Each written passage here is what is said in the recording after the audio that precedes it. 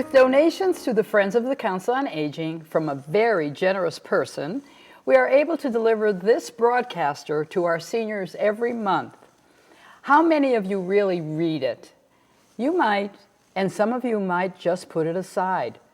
Each month, a crew of volunteers provides information for the newsletter to give you an idea what is happening at the Council on Aging. This information includes programs for caregivers, volunteers, family members, or anyone who is just interested. Another crew of volunteers spend a day getting the newsletter ready to mail. Like someone once said, it takes a village. Today my guest is Lisa Templeton, Senior Center Sponsorship Ad Coordinator for Liturgical Publications. We want to talk about the newsletter and what it does for the senior community. So Lisa, welcome. Thank you. And let's start with you. Tell us a little bit about yourself and what you do. Well, I studied American Studies a long time ago at Wellesley, and I've always been interested in things that go on in the community and how they're all related.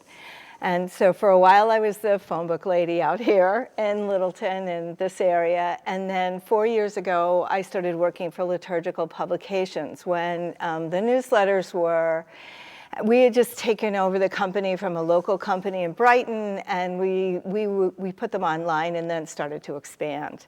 So since I started, we've really grown to be a separate branch of the company, which started out publishing church newsletters, and we also do the church newsletter here in Littleton. Mm-hmm. And the newsletters have just grown and grown and grown because my generation, the boomers, are just, we're just getting older every day. and our parents are still alive and kicking, and some of us have children still living at home. So there's a lot of us. My population for newsletters ranges from 55 to 109. That's a big market. It is a big market. Well, good. And so, we get this one, which is called the Broadcaster. Mm-hmm. And, we look through it for things that are happening around here. Mm-hmm. This is a good thing to have for seniors because it is separate from the newspaper or anything else, magazines or whatever, and it tells us what's here in our town. I actually go around picking up these from other towns so that I can see what they're doing. So it is an important thing that you're doing. But it looks like, gosh, I'm thinking about the age group now. It seems to be getting younger and older. Well, the other group of people that use these newsletters are people who are taking care of their parents or their aunts and their uncles. Mm-hmm. And that's where they kind of go down to 55. Although in the Chelmsford Senior Center, we have a lot of people that brought their parents there, found something they liked, and so we bend the rules a little bit, and they come for exercise classes or for art. Oh, really? Or just to do something that's going on there. Mm-hmm. And sometimes they like it and they volunteer. Mm-hmm. So, well, it's trying to get people to actually pick this up and read it. Yeah. That can be, I'm even guilty of probably getting this in the mail and then, I'll read it later or something, and then something happens, like a really great program, and I go, why didn't I know about that? Because I didn't pay attention. I didn't read it. Well, the thing we hear a lot is, I'm not old enough to read that newsletter. And I have heard that from people up to their mid-80s. And that's just not true. First of all, $3 yoga classes are a really good deal. Mm-hmm. The teachers are often the same as the people who are teaching in health clubs. Right. There are people that have areas of expertise that just want to share it. And coming and teaching a class at the senior center is a perfect way to do it. Mm-hmm. So, it's a resource for younger people. It's a resource for older people. And I think it's a real outline in that newsletter for healthy aging, because you're going to have programs on diet, programs on exercise, programs on arts and culture and music. And then, yes, there are the health clinics, which are kind of necessary, but it's easy. You come down here, you get your blood pressure checked, you find out that maybe you should be taking a strength or a balance class, and then you can come back. And the senior center makes it really easy to come. They'll come and pick you up. And you can go to other senior centers in the area. You could go to Acton. You could go to Groton, you could go to Air, you could go to Westford, you could go, which one am I missing? Maynard and Concord. Some go to Pepperell. Yeah. Well, also, if you're teaching, the thing is, if you're teaching a class, or you want to teach a class, one thing you should do is get a hold of whoever, whichever town that you're in, get a hold of the person doing the broadcaster, and tell them to put a little article in, or you can write a little article about yourself and put it in there.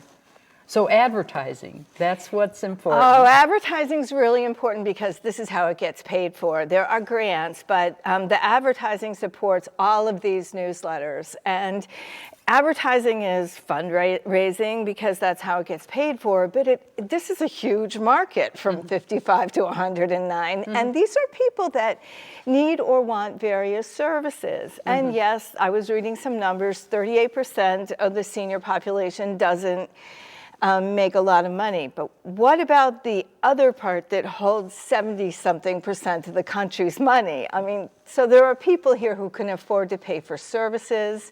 There are people here who want to age in place, which means modifying your kitchen, modifying your bathroom. There are people that bring their parents home to live with them. I mean, assisted living is not an answer to everybody.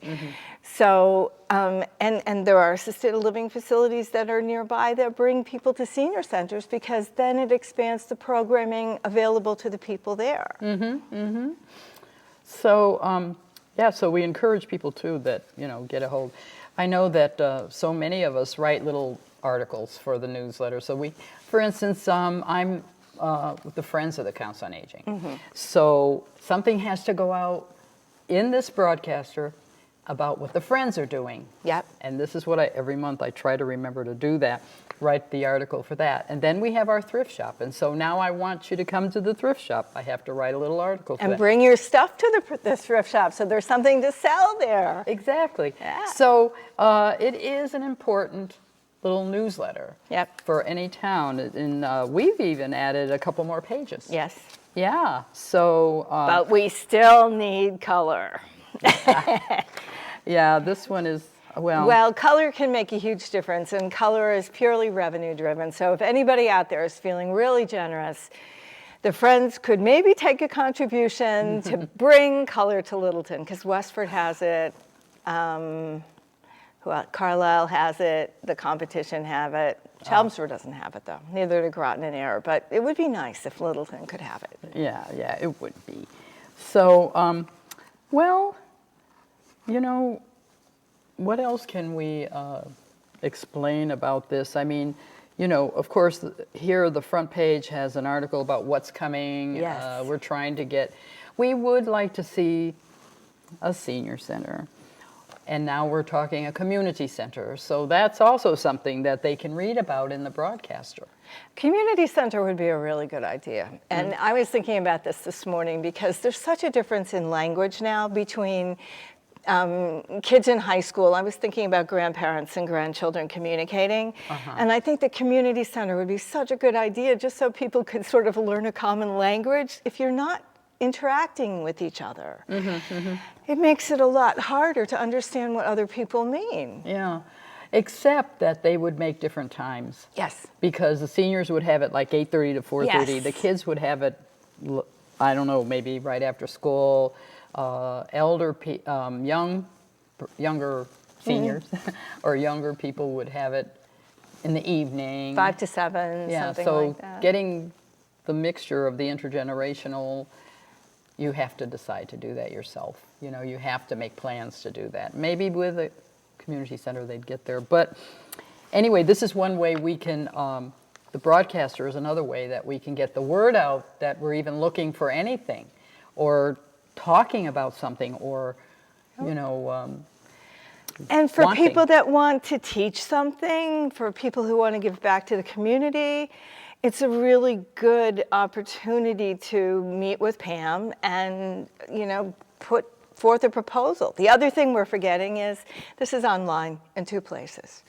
And That's right. You can just go to www.ourseniorcenter.com or to the Littleton, Town of Littleton website and get the link there. So if you're very conservationist, you don't have to get a paper copy, or if you're absent-minded like I am, you might lose it and go there for a paper copy, for a non-paper copy. Yeah, and maybe that's what people want to do these days too. But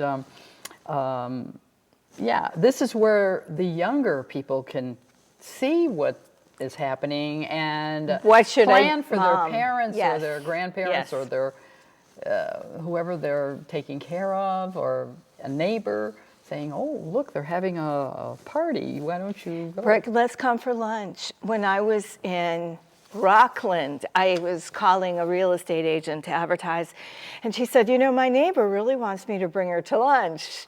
And she takes care of her 80-year-old neighbor, and so we talked about that, and so she brought her neighbor for lunch because her neighbor's kind of an introvert.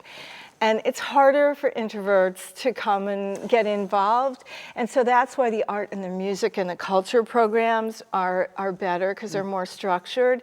And it's just, introverts don't want the same amount of contact that other people do, but they still need people. Yeah. So I think that also the paper format, people like to read before they get involved. And so this answers that need too. Yeah, yeah. Well, so we agree. Yes. People should have their newsletter. And there should be color soon. Well, that's what you say. Yes. So we'll talk about it. And also that,